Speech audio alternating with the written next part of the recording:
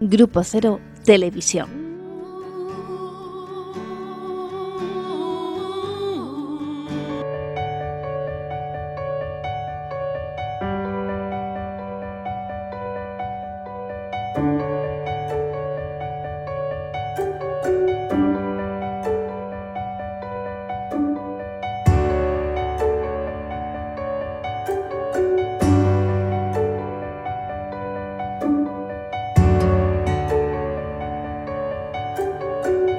¿Qué tal, Norma? ¿Qué Muy tal? buenas. Buenas tardes. Aquí ¿Cómo va? estamos una semana más en los cuentos de Norma. Muy ¿Cómo se bien. titula el de hoy? El de hoy se titula Encontré mis colores. Encontré mis colores. Mira qué bonito. Sí, qué lindo, Ay, qué ¿no? lindo, sí. Encontrar ¿Qué será? colores. ¿Qué será? ¿Qué será? ¿De qué colores va a hablar? Vamos a ver. ¿O Si qué quieres, encuentro? comienzo a Por contar, favor. a Sí. leer. Las ventanas del hotel estaban abiertas de par en par sobre los bulevares y los escaparates de lujo de las grandes tiendas de moda. Las noches de esas calles eran acompañadas por grandes pedrerías de la luz eléctrica, mostrando su gran derroche. No hay bares en las calles que lucen una tranquilidad de gente de dinero. Solo más allá, cuando el barrio comienza a empobrecerse, aparecen los bodegones donde los obreros en ropa de trabajo toman vino tinto. Las jóvenes muchachas pasean vestidas con sedas de la China y abrigos de las mejores marcas. Todo es elegancia y riqueza. Sus cabelleras de pelo rubio de tono aleonado brillan a la luz del sol que declina, requiriendo una corona. Sus fisonomías lucen la tersura de sus pieles, no expuestas demasiado al sol, frescas y aterciopeladas con un toque de rubor que la favorece. Todo es un conjunto de formas equilibradas y calmas, reflejando la franqueza del gusto por vivir, y la bondad aparece reflejada en sus grandes ojos de un raro azul marino, casi verdes, que insinúan una inesperada intrepidez a la aventura y en correr cualquier riesgo de alguna seducción por una mirada perturbadora. A las últimas horas de la tarde suele alterarse el paisaje. Pasa el camión recolector de basura con sus recolectores, animados por la velocidad que les ahorra tiempo y alentados por sus gritos, descargaban los contenedores de basura, manchando el paisaje. Después todo vuelve a ser luz y color. En el final de la calle principal se luce la estatua de un pintor con la paleta sostenida en una de sus manos. Siempre me parecía que estaba a punto de moverse, salir de su sueño eterno y ponerse a pintar. Me acerco para verlo mejor y de pronto se despierta y pinta. Toma la iglesia que está enfrente y pinta con una iglesia. Pinta con las sucias pasiones de la ciudad y con toda la sexualidad exacerbada, durmiendo en los pequeños palacetes silenciosos y cuidadosamente limpios. De pronto pinta su retrato, pero no es solo él, soy yo y todo el mundo que los mira, apoyados en los balcones que dan a cielos alterados por su obra frenética de bosquejos, de dibujos, de cuadros, y todo es un gran desorden. La locura paseando por esas calles donde no existen los zapatos gastados, sino todos los hombres de todos los países ambicionando en el frío de la tarde una moderna marmita llena de chocolate caliente en una mesa tendida y alumbrada por una lámpara. En un momento el paisaje ha dejado de interesarme. La luz empieza a desdoblarse y aparece por detrás la misma escena del pintor y su paleta pintando.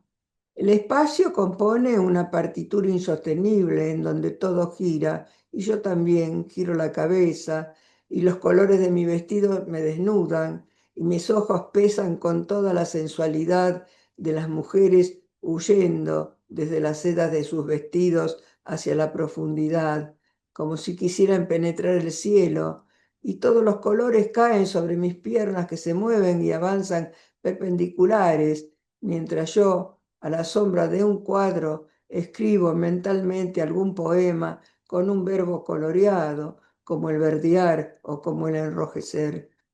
Cierro la ventana y tengo que volver a mi mesa, donde me esperan las noticias inventadas para la construcción de una acción que me sumerja en otra escena dramática, más allá de la contemplación. Y entonces veo las noticias de esta época en este mundo y en este momento. Los prisioneros de una cárcel de extrema seguridad han conseguido armas de fuego, matan a su carcelero, se adueñan de las llaves de la prisión, se apoderan al pasar de la secretaria de la mesa de entrada y huyen a toda velocidad en un coche que los estaba esperando en la puerta. Se arma un gran jaleo. Los guardias disparan en dirección a los que huyen y persiguen a los presidiarios. La joven es herida. Dentro del coche, los guardianes pueden acercarse y encuentran a los presidiarios muertos con el cuerpo acribillado de balas. La joven secretaria es honrada con una medalla por su valentía. Tengo los ojos y los oídos destrozados. Apago el televisor. Busco algún reposo para que mis pensamientos vuelvan a fluir. Mejor leer los libros que tengo en mi biblioteca. Por lo menos en ellos no hay reconocimientos ni medallas. Silenciosamente, en la ventana de mi cuarto de hotel hay una explosión de luz y todo comienza a ser un color en movimiento. Yo me despojo de las ropas, quedo desnuda y de pronto no soy más que de hierro fundido como el de la estatua, pero me adueño del espectro de la luz. El amarillo desplaza al verde de los campos. En las patas de la mesa prevalece el negro. Las asemejo a una botella de tinta china sin derramar. Más allá, el azul, muy distante del rojo, reposan en el sillón sobre los almohadones. Y más allá, en un témpano de sensualidad, me espera el blanco, una hoja de cuarzo blanco en la pantalla del ordenador que me invita a posarme sobre ella y mancharla con un título, algo muy escueto, que será el primer poema sin metáfora, como todo título, indicándome que tengo que dar el salto del ser, apartarme de mí, despegarme y después ponerle la cabeza en blanco, sin rimas, desprovista de medidas. La naturaleza ha muerto, solo quedan los colores, la parte más exterior, la corteza del mundo.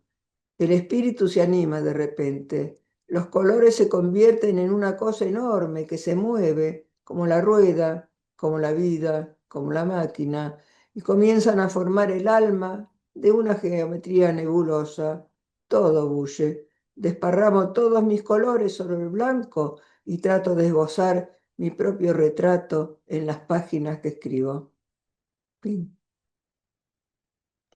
Y ahí se termina el cuento. Muy bien, Norma. Muy bien. Muy Divertido, bien, ¿no? qué viajecito, ¿no? Para Sí. volver a la escritora. Qué guaya, Muy bien. qué guaya. Qué muy bien, qué paseo, ¿no? Qué paseo, Es ¿viste? un paseo ¿Reconociste el ahí. paseo?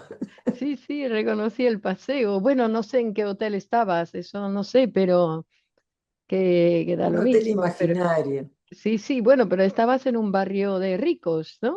Sí, sí. Sí, pero pasaste por los obreros, pasaste ahí, hiciste ahí un recorrido hasta la televisión. Está muy bien, y después los libros, muy bien, me encantó.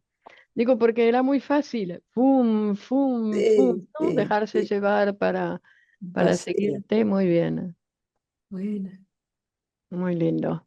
¿tú qué tal? Bien, ¿Has mira, tengo escrito? uno, sí, sí, sí, sí, sí, que este se llama Aquel padre que hizo patria. Dice, como diría Carilda, voy a nombrar toda Cuba, voy a nombrar a Fidel. Fidel Castro, el comandante, el padre que hizo patria, la figura que recorre las calles de Pinar del Río con frases emblemáticas. No le decimos al pueblo cree, le decimos lee. O nuestro país no lanza bombas, lanza médicos, o mientras exista el imperialismo, la revolución estará alerta y, patria o muerte, venceremos.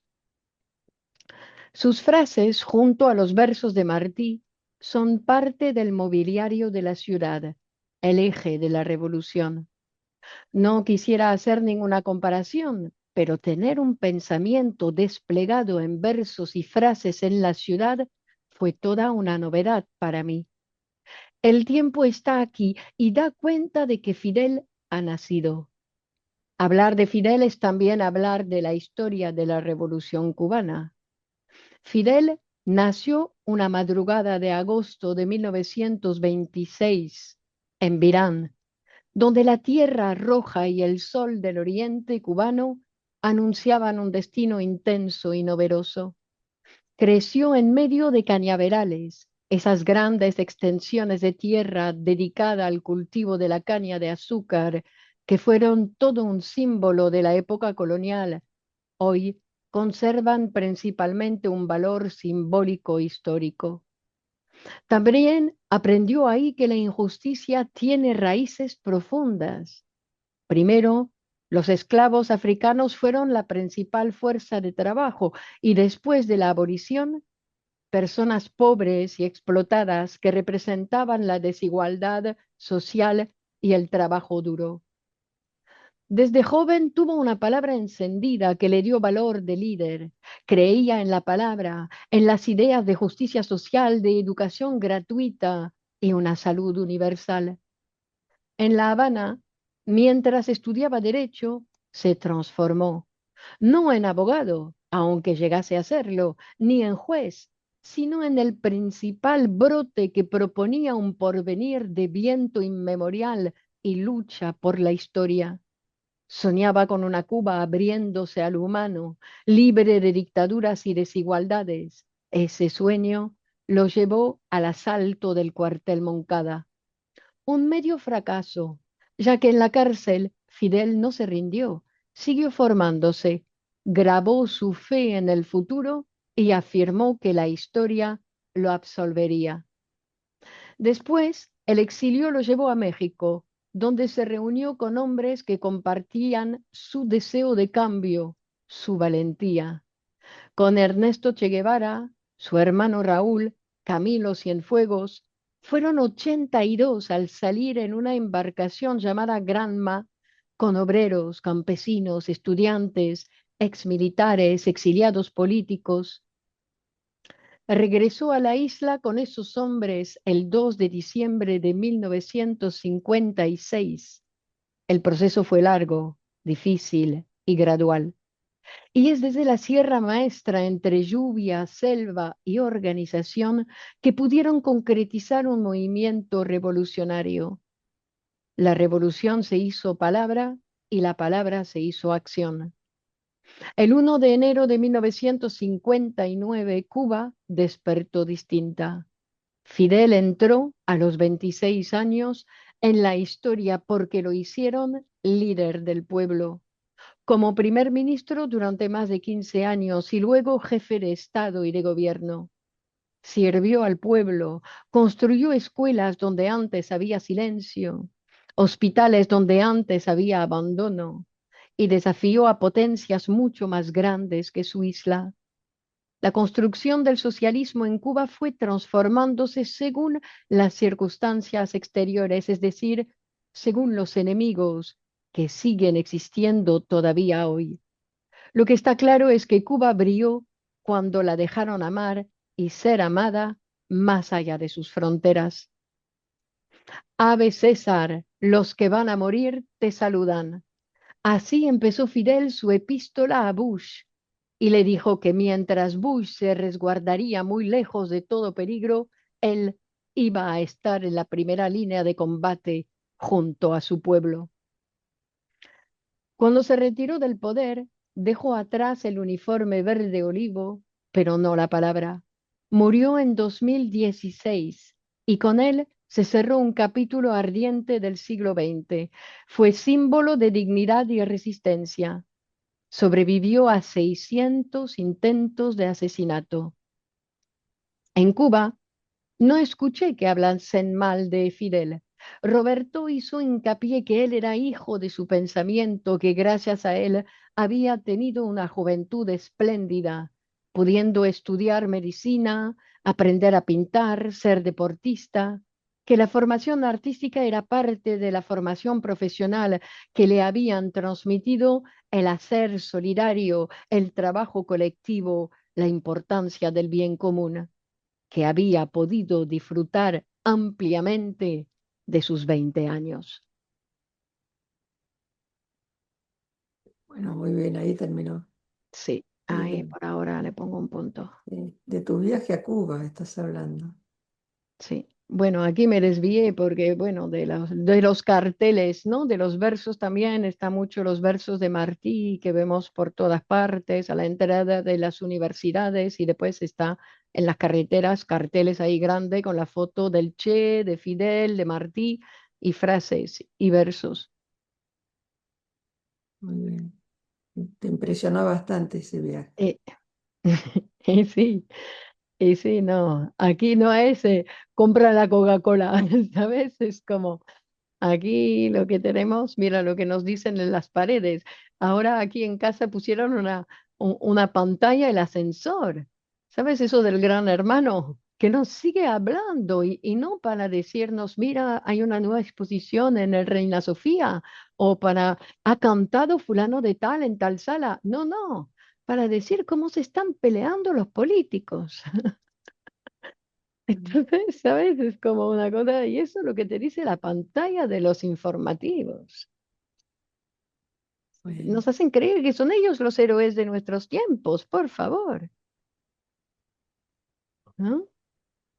Así que ahí los versos de Martí, y además Fidel reconoce que él es gracias a los versos de Martí que pudo hacer la revolución.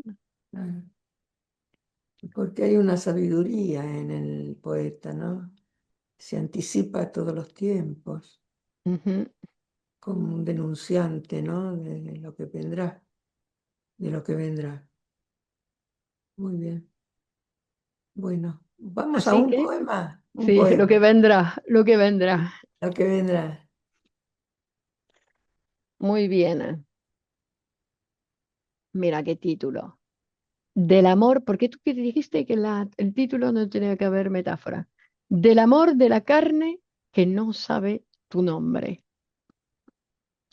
Luego de vanas tentativas, no pude fabricar tantas estrellas como para pavimentar tu cielo, ni encontré el hechizo desprendido del cometa que tradujera tu carne en vuelos de luciérnagas. Del amor vino la carne y el día redondeó al planeta que nos juntó en acontecimientos transparentes y nos sentimos vivos. De tumbo en tumbo golpeábamos los cuerpos contra rutas que nos perdían en parajes insólitos. ¿A dónde vamos? Era la pregunta que nos recorría como un escalofrío y un empecinamiento de corazón precipitado enmudecía las palabras y el lud-dub de un latido se repetía como piedras tiradas en la fuente del tiempo donde se desplomaban. Todo era velocidad. Se borraban los años y no podía ver lo que perdía. Sin recuerdos, me despedí de todos los sombreros y me arrojé sobre tu cuerpo como quien se arroja al mar y hace estallar mil partículas de vidrio azul marino sobre todas las cosas de la tierra. Se me perdieron los papeles, las letras se desacomodaron en los cajones y no pude juntarlas en tu nombre. Y te desconocí en tanto desenfreno mientras una insolencia matutina preparaba la luz, la frialdad de un corte de tijera, enarbolando con exactitud de espantapájaros un cuerpo sin retrato, un hombre que había sido separado, un cuerpo más allá del pavimento, una locura de santos frente al pánico. Muy bien. Bueno, linda, Muy bien, muy bien. Seguimos la semana que viene Tuvimos un rato con todos ustedes de nuevo hoy, ¿eh? y seguimos la semana Pero que viene. Un abrazo a todos. a todos, Adiós. hasta Chao, la chao, próxima. chao. Chao.